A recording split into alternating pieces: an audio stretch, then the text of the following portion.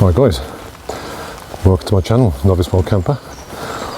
If you're new to my channel, this is all about wild camping in the UK, predominantly on budget gear and gear reviews, again on budget gear. I'm a bit of a tightwad, so if you like anything to do with wild camping, gear reviews, and you're not a subscriber, hit the subscribe button, hit the notification bell so you get notified of all my upcoming videos. I've got plenty more coming and loads in the background. So yeah, subscribe, hit the bell and enjoy the channel.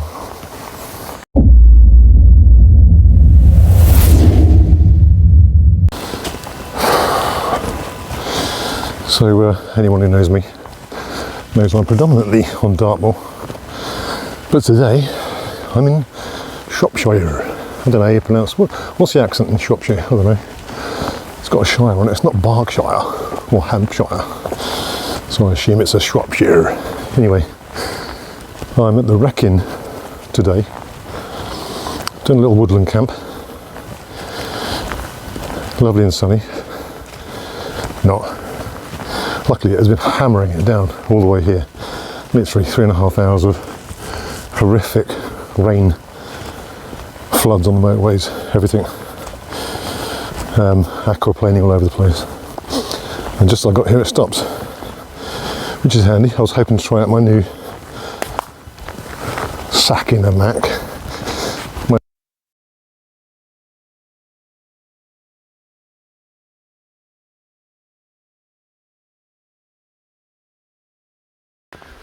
Or Mac in a sack jacket, but it stopped raining now, which is typical.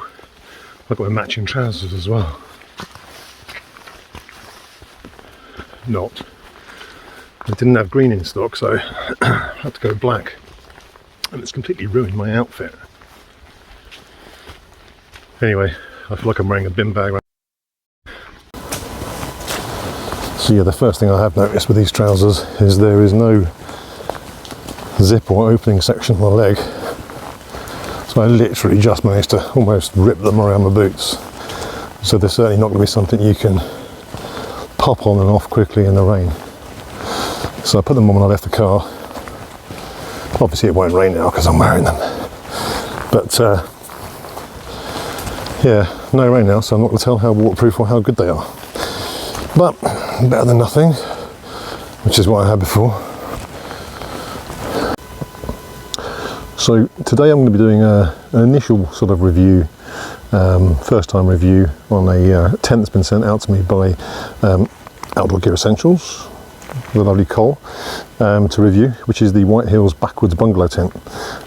It's very much a woodland tent, I'd call it, bushcrafty type of a tent. Not the sort of thing I'd take up on Dartmoor, but I think it would work great in woodland like this because you can use sticks and stuff laying around to help have it up. So this would be a great spot for it. It's only going to be an initial review. I've put it up once in the garden just to make sure I knew what I was doing and also that everything was there, which seems fine. But if you haven't checked out Outdoor Gear Essentials website, have a look. Cole started it a few months back and contacted me and started selling my tables for me, which are going really, really well. But now he supplies all the 3FU gear, so if you need a Lanshan or any of the 3FU tents, head over, have a look at his website. I'll put a link below in the section below, but check it out because it's UK supplied, really good prices as well in comparison to AliExpress, and you haven't got a wait time, and if there's any issues, obviously you've got a UK based seller to deal with it. So yeah, have a look, check them out, and tell them I said hello. Okay, so this is the tent. So it's the Whitehills backwards bungalow. There's a few variations in this tent out. I think One Tigress was probably one of the first ones to bring one out. I like it. This weighs 1.4 kilos, just over. It's poleless, so it's a trekking pole tent, or you can use, as I say, any sticks that you find in the woods to prop it up. So I'm going to see if I can do that, but I might just use my trekking poles because it's easier. It comes with 14 pegs, which is more than what you need. I think when I tried it I had one left, and that was using every single guy out point on there. They're the usual sort of you know, X-shape cross pegs that you get, AliExpress type ones. Dimensions, I haven't got the Montane, I'll put it on the screen, but I know it's 2.1 metre in length inside. Now this is one of the things that I thought on it, when I laid inside it, whether I'd pitched it wrong in the garden or not, I don't know, but my feet and my head seem to be touching the end. I'm not 2.1 metres long, so I'm going to check that. So I'll get it up and I'll show you it when it's up.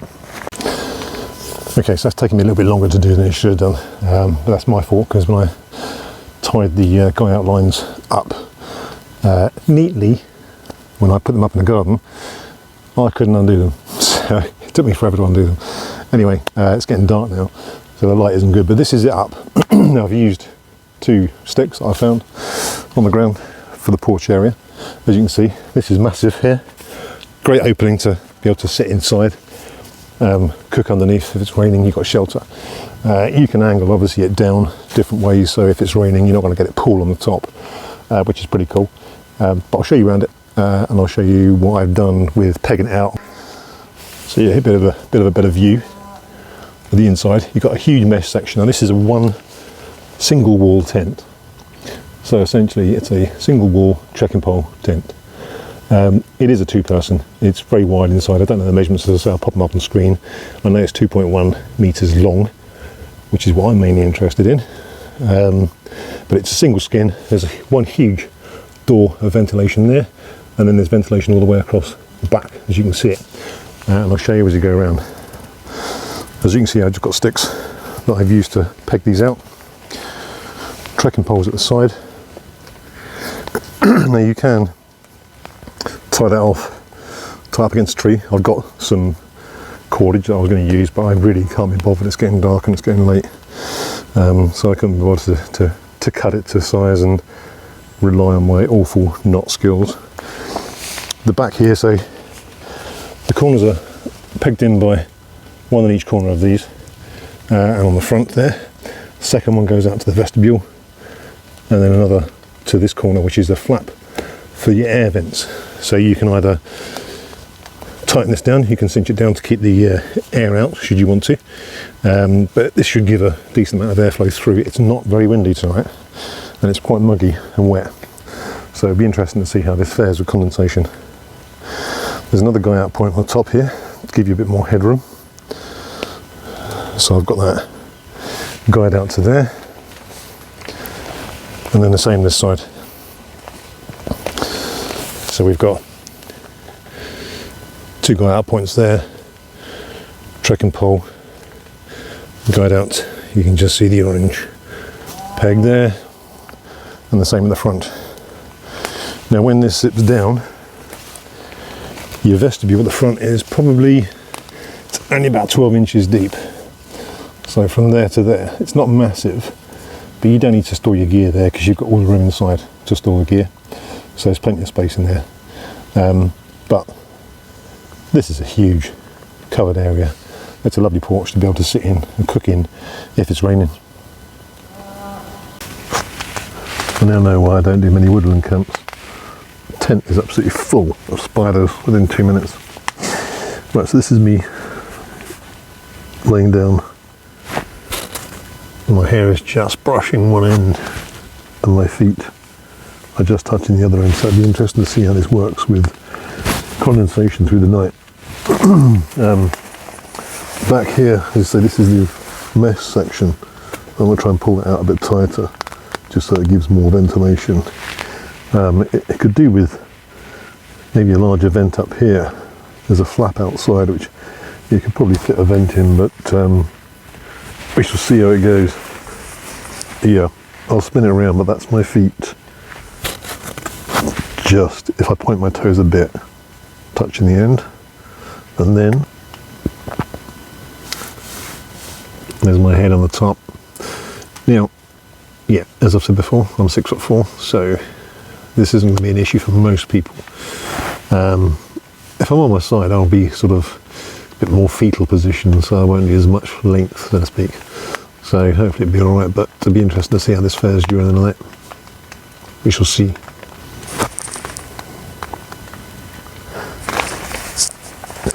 So down here there is a small pocket at one end, and there is another small pocket at this end. They're pretty good because they're upright, so Unlike the Vanchans that sort of hang on the floor, I can actually put stuff in there, which is good. Vestibule area, as I say, there's space for my boots. My bag can stay inside. Got the usual junk down there. There's a few spare guy outlines, and I really don't know what they're for. It comes with instructions, but it doesn't really show you any additional info on these guy outlines. And there is a hook for a lantern here at one end, but not at the other, which is a shame, because I suppose if there was, you could have put a line to hang wet stuff on, because there's plenty of space in here to do that. But then again, do you want to hang wet stuff inside a single wall tent, which is going to give you even more condensation? Who knows? Internal height is okay. I can sit up, I'm just touching the roof. Again, if someone's shorter than me, it wouldn't be an issue. I think if these were pulled tighter, if I pushed the trekking pole out a bit, it gives another inch or so, so maybe I haven't got it tight enough.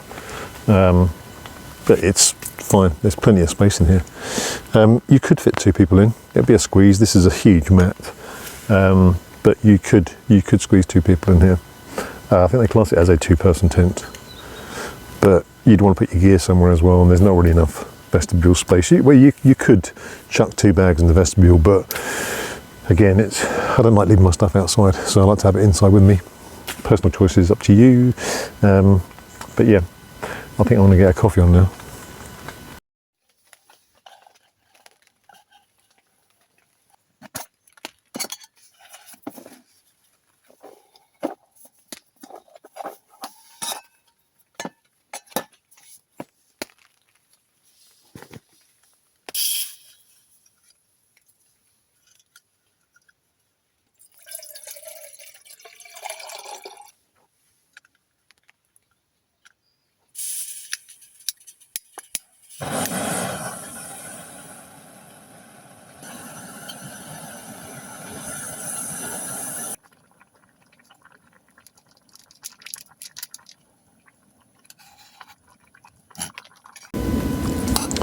Back on the noodles. Got the classic ones this time, so I just thought I'd have these for a change. A bit different, but there you go. Breakfast, I've got back to my old favourite, the Branston sausage and beans. So yeah, look forward to that in the morning. And new 750ml titanium pot finally came through.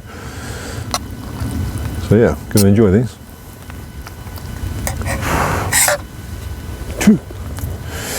There's so many bugs about tonight. Doesn't help sitting here with the door open and the light on. Mozzies everywhere, spiders everywhere, daddy long legs, you name it, coming in. And it's quite weird, I'm not used to woodland settings, and there's so many unusual noises. You know, I'm used to Dartmoor, where it's just cows and horses and werewolves. But out here there's some weird cracks and clicks, and obviously all the owls are kicking off, you probably can't hear them, but it's nice. Rain's just coming down slowly, tapping on the tent. There's cows being slaughtered in the background, sounds like it. But yeah, it's nice, and it's just quite a nice little place to be. A lot of space, nice vestibule. You can sit and look out into the darkness and enjoy it. I'm going to have my food. Just to give you an indication of space inside here, that's me leg splayed. The pull out up here really gives you quite a bit of internal headspace, makes quite a difference to it. All the seams are taped, so there's no need for seam sealing. I think it's 3000mm hydrostatic head, but I'll check that. But yeah, there's plenty of space in here for one. Tons of space, but you could definitely squeeze 2 in. I'm right in the middle, and there's 10 inches that side, and probably 18 inches that side. So more than enough for another mat, definitely. Just got to try and get rid of all these flies and mozzies now. Such fun. So this would be quite a nice evening to just sit out and chill under the tarp like I am. I'm outside the tent now. I've got the red light on, but it's still bringing in the mozzies and the daddy long legs.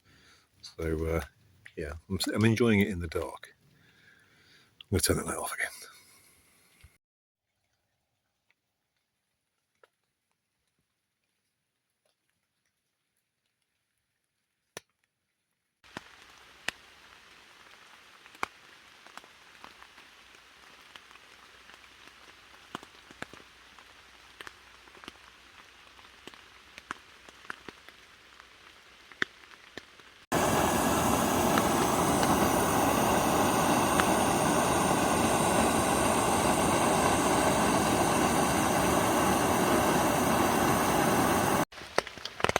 Logs are so stupid. Look at how many flew into the flame whilst making a coffee. That's cleared a few problems up for the night. See, I've just been sitting outside under the porch area, just with my headlamp on with a red light, because it seems to slightly less attract all the bugs. And yeah, it's quite a nice little porch area that you can sit outside in.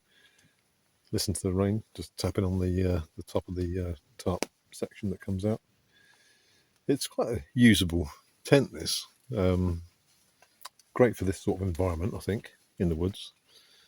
Not too sure what it'll be like on Dartmoor, but maybe I'll give it a try one day. I think the having sticks helps, which you're not going to find on Dartmoor. So it's whether I use tracking pole for the sides, and then my carbon pole I use for Lanshan for one of the tie-up guys points for the porch, and then I'll have the other one angled down using the length of the guy out line, just to see how that works. But yeah, it's quite good. It's an enjoyable little space. I'm quite enjoying my evening sitting in here listening to weird noises in the forest. Not used to these sounds, but it's fun.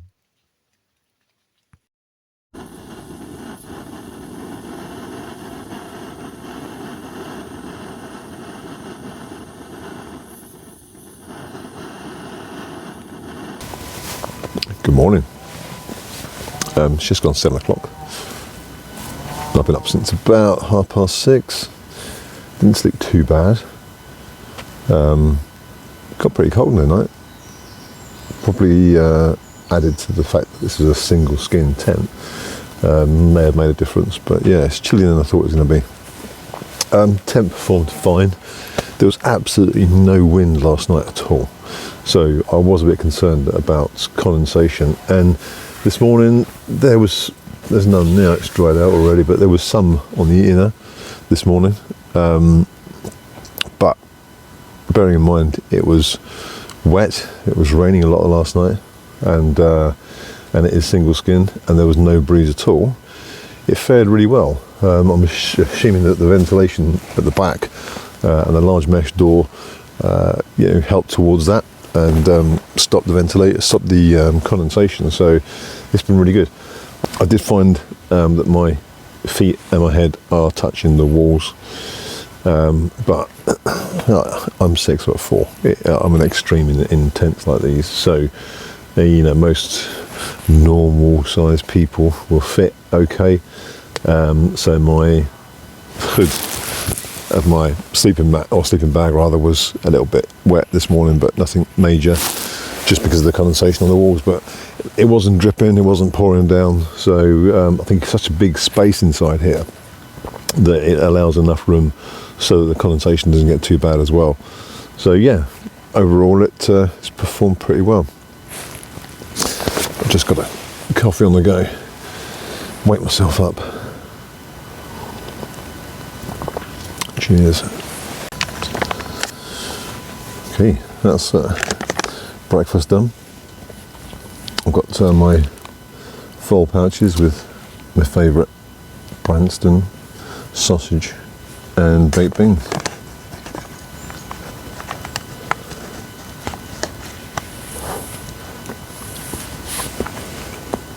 It's quite nice just sitting here, having this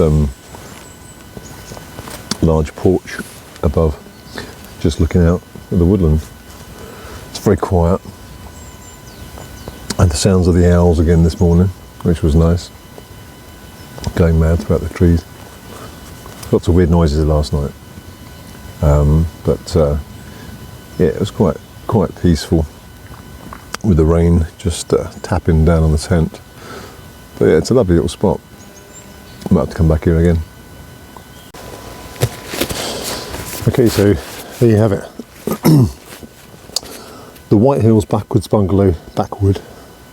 bungalow tent. Pros and cons. The con is getting it back in the bag. It's a squeeze. I'd probably put a larger dry sack for this to get it in, because it is a bit tight to get it in, to be honest with you. Single skin. You may not like single skin tents. It fared pretty well last night in what was probably the worst conditions for it, because it was wet, it was muggy, and there was no wind at all. But it fared very well. Pros for it: there's a lot of space inside. It is a tad short for me, but for the majority of people it's not going to be a problem.